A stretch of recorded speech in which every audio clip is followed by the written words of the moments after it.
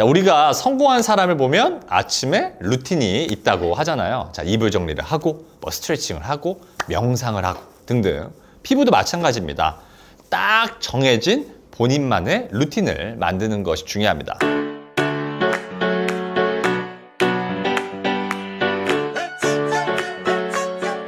안녕하세요. 피부과 전문의 심현철입니다. 안녕하세요. 아나운서 홍재경입니다. 오늘은 구독자분들의 질문 중에서 정말 많은 분들이 궁금해하시는 보습제 바르는 방법에 대해서 좀 이야기를 나누고자 하는데, 돈 안 들이고 보습제 바르는 방법 어떻게 하면 좋을까요? 보습제 너무 중요하죠. 자, 홍 아나운서는 보습제가 뭐인 것 같으세요? 보습은 말 그대로 약간 피부를 촉촉 이렇게 하게 하는 거. 네. 보습제는 말 그대로 물이 습한 상태로 보호해주는 것을 말합니다. 자, 즉 보습을 잘하려면 일단 물기를 끌어당겨서 피부가 습한 상태로 있어야 하고, 이것이 어디로 증발되지 않도록 이렇게 보호해주는 것이 필요하죠. 오, 그렇군요. 보습 절대 안 까먹을 것 같은데요? 그렇죠. 보습제는 기본적으로 첫 번째, 물을 빨아당기는 함습제와 두 번째, 물이 증발되지 않게 막아주는 밀폐제로 구성되어 있습니다. 자, 이것이 적절하게 필요한 만큼 피부에 발라져야지, 피지 발달이 많은 사람이 이 밀폐제를 잔뜩 바르게 되면 어떨까요? 피지가 원활하게 분비가 안 되니까 네. 화이트헤드나 블랙헤드가 잘 생기고 여드름도 잘 생길 수 있겠죠. 저 진짜 경험한 적이 있거든요.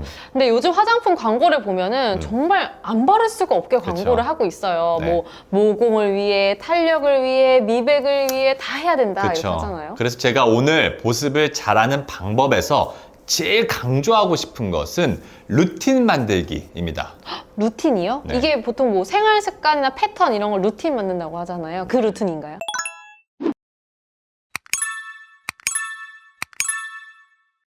네, 맞습니다. 자, 우리가 성공한 사람을 보면 아침에 루틴이 있다고 네. 하잖아요. 자, 이불 정리를 하고, 뭐 스트레칭을 하고, 명상을 하고 등등. 피부도 마찬가지입니다. 딱 정해진 본인만의 루틴을 만드는 것이 중요합니다. 그래서 제가 항상 강조하는 게 충분한 함습 능력을 가진 보습제를 한 개 사용하고, 자극 없이 안전하게 밀폐할 수 있는 보습제 한 개, 이렇게 두 개만 사용하라고 말하는데요. 자, 일단 저희 병원에 뭐 색소 치료나 홍조 치료를 하러 오시는 분들의 경우에는 일단 화장품 개수부터 다 줄이고 이것 두 종류만 일단 베이스로 쓰라고 설명을 합니다. 네, 저도 사실 원장님 병원을 지금 다니고 있기 때문에 그 교육을 열심히 받고 있는데요. 네. 사실 여러 제품을 쓰다가 갑자기 몇 가지로 딱 줄이려다 보니까 이게 좀 불안한 마음도 들더라고요. 그렇죠. 네. 우리는 보습 단계에서 수많은 화장품을 써주는 경우가 많습니다. 자, 예를 들어 에센스 쓰고, 앰플 쓰고, 로션 바르고, 영양크림 바르고, 나이트 리페어 크림 바르고, 아이크림 바르는 등 5-6가지 네. 이상을 바르고, 실제로 그러면 피부가 이렇게 좋아진다고 착각하는 경우가 많습니다. 자, 피부에 접촉하는 화장품의 종류가 많아질수록 피부에 첫 번째는 알러지를 유발한다거나, 두 번째는 모공을 막는다거나, 세 번째는 피부염을 유발하는 경우 뭐 기미 같은 색소를 자극하는 가능성도 있기 때문에 우리는 무조건 다양한 종류를 막 여러 겹으로 바르는 것은 좋지 않습니다. 그래서 원장님이 말한 대로 이런 루틴을 만들어서 보습제를 뭔가 두 종류로만 줄이니까 저는 요즘에 피부가 굉장히 편안한 그런 느낌도 들더라고요. 네, 그때 병원에 지난번 왔었을 때 네. 이마 부위가 이렇게 간질간질하다고 했었죠. 네, 맞아요. 네, 그래서 제가 그때 뭐라고 했었었죠? 줄이라고. 네, 제가 말씀드렸던 평소에 루틴으로 바르는 두 가지 빼고 네. 다른 거 바른 적 있냐고 물어보니까 바로 그때 뭐 하나 추가로 바른 거 떠오르고 네. 그거 중단하니까 다시 좋아졌죠. 맞아요. 이게 진짜 바로 고치니까 바로 또 낫더라고요. 네, 이렇게 피부에 첫 번째 함습 능력이 뛰어난 것, 그리고 두 번째 전성분의 종류가 많지 않아서 피부에 자극을 주지 않고 모공을 막지는 않지만 보습 능력이 뛰어난 밀폐를 잘 시키는 보습제, 이 두 가지를 루틴으로 바르니까 평소에 하루에 막 2번씩 접촉되던, 아침 저녁으로 접촉되던 화장품으로 인한 피부 자극의 요인들이 사라지게 되니까 피부가 편안하게 느끼게 되고 또한 얼굴에 이렇게 국한된 간지럼증이나 트러블이 생겼을 때 이런 루틴이 있게 되면요. 바뀐 요일들만 싹싹싹 찾아내서 비교적 원인을 쉽게 찾아낼 수 있어서 굉장히 편합니다. 네, 좋은데요. 원장님, 그러면 이렇게 루틴을 만드는 것 이외에 보습제를 좀 올바르게 바르기 위해서는 무엇을 첫 번째로 해야 할까요? 네, 첫 번째는 비슷한 단계는 똘똘한 한 개의 화장품으로 합친다입니다. 자, 토너를 쓴 다음에 로션, 수분크림, 영양크림을 쓰시는 분들을 예를 들면 비슷한 유분기가 많은 보습제는 한 종류를 줄여서 바르는 것입니다. 자, 보통 이렇게 세 가지를 쓸 정도의 분들은 평소에 건조함을 호소하시는 분들이 많으므로 좀 더 리치한 타입의 영양크림 한 종류만 선택하는 것도 좋은 방법일 수 있습니다. 자, 하지만 이때 주의점은 무조건 더 보습력이 있는 제형을 선택하라는 것이 아니라 최대한 non-allergic, 즉 알레르기를 유발할 수 있는 물질들이 빠져 있으면서 보습 능력이나 피부 장벽 회복 능력이 좋은 제품으로 추리는 것이 필요합니다. 그럼 첫 번째는 했고요. 이제 두 번째는 뭐가 있을까요? 자, 보습제는 일단 무색, 무향의 보습제를 우선적으로 선택을 합니다. 자, 화장품의 전성분에 적혀져 있는 몇십 가지의 성분 중에 많은 성분들이 대다수 발림성, 향 때문에 포함된 경우들이 많습니다. 자, 클렌즈처럼 이렇게 닦아내는 제품이나 네. 바디 제품에는 많은 사람들이 이렇게 제품의 향을 중요시하죠. 자, 그래서 이런 경우는 화장품 회사들이 좋은 향을 내는 성분들을 포함시키는 경우가 많습니다. 자, 하지만 얼굴과 같이 민감하고 예민한 부위에는 화장품의 좋은 향보다 최대한 non-allergic한 물질이 접촉되는 것이 중요하므로 얼굴에 보습제만은 무색, 무향의 제품을 우선적으로 선택하시는 것이 좋습니다. 와, 정말 꿀팁이네요. 자, 그러면 이제 세 번째 뭐가 있을까요? 건조한 경우에는 화장품의 개수를 증가시키는 것이 아니라 바르는 빈도수를 증가시키라는 것입니다.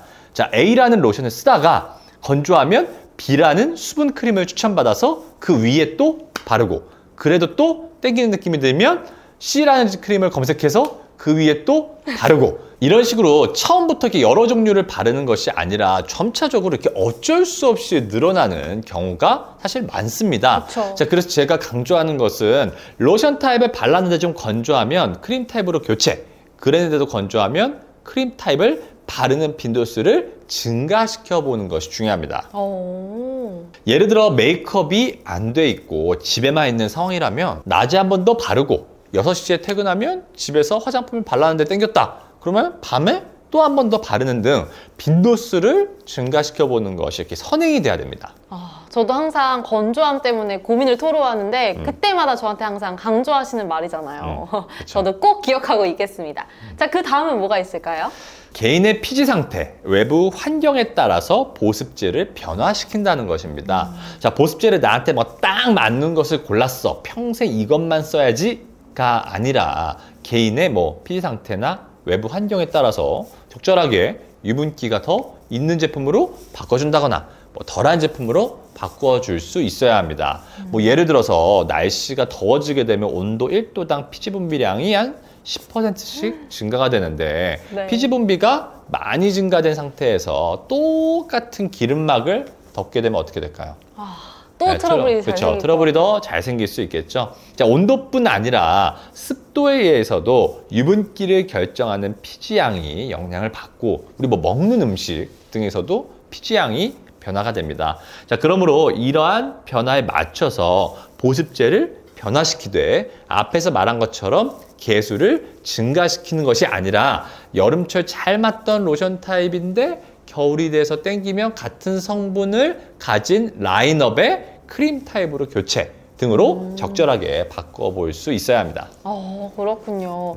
자, 이제 거의 다 다른 것 같은데 네. 또 마지막 꿀팁 뭐가 있을까요? 자, 오랫동안 문제없던 화장품이라고 무조건 믿지 않는다입니다. 자, 얼굴에 따가움, 불금증, 자극감 등으로 오시는 분들 중에 화장품에 대한 언급만 나면 예전부터 썼던 거 썼는데요? 이렇게 아예 지문을 원천 봉쇄 하시는 분들이 많으신데 예전부터 사용한 화장품들도 피부 자극의 원인이 될 수 있습니다. 자, 화장품의 종류가 많아지면 그만큼 포함된 성분들이 많아지면서 미세하게 알레르기를 유발하는 미량의 물질이 반복적으로 사용되면서 문제를 일으키는 경우도 있고, 다른 이유들로 피부 장벽이 이렇게 약해져 있는 상태일 때 원래 사용해서 문제가 안 된 물질들도 피부 알레르기 반응을 유발할 수가 있는데, 이게 종류가 많을 때에는 이러한 원인을 못 찾는 경우가 많습니다. 아, 이렇게 되면 정말 뭐 믿는 도끼에 발등 찍힐 수 있듯이 쓰던 화장품인데 트러블 유발시킬 수 있다는 건 정말 그쵸. 새로운 사실이네요. 그렇죠. 원장님, 오늘 또 이렇게 가장 기본적이지만 또 가장 중요한 보습제를 올바르게 바르는 방법에 대해서 알려주셔서 진심으로 감사드립니다. 네. 그리고 이게 참 돈 안 들이고 피부가 좋아질 수 있는 꿀팁이잖아요. 구독자분들 많은 도움 되셨죠? 그렇다면 구독과 좋아요, 알림 설정까지 오늘 꼭 눌러주시고 가세요. 자, 그럼 끝으로 저희 함께 인사할까요? 네. 함께 해주셔서 감사합니다. 감사합니다.